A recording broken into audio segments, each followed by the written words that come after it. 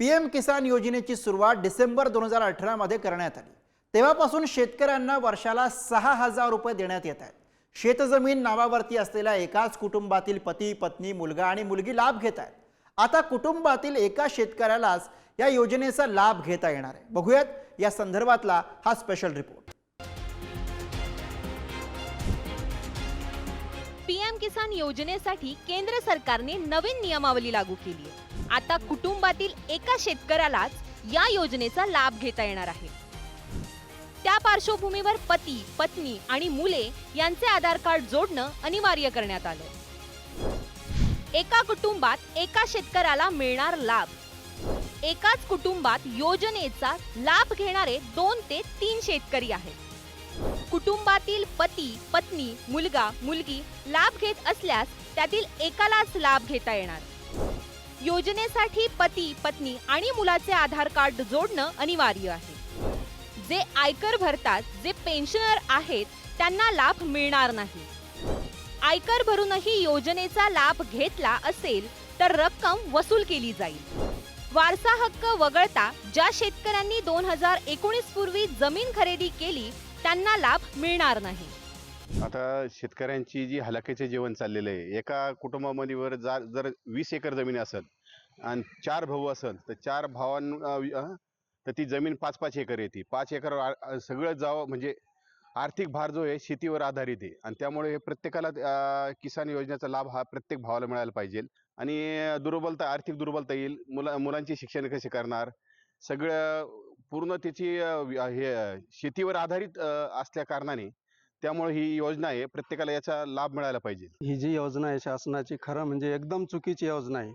कसं आहे, शेतकऱ्यांचं संपूर्ण कुटुंब जे आहे ते शेतीवर आधारित आहे। आता उदाहरणार्थ आमच्या कुटुंबात आम्ही 2-3 भाऊ आहे, आम्हाला 2-2 एकर जमीन येते। आमच्या कुटुंबात एक 7-8 एकर जमीन आहे।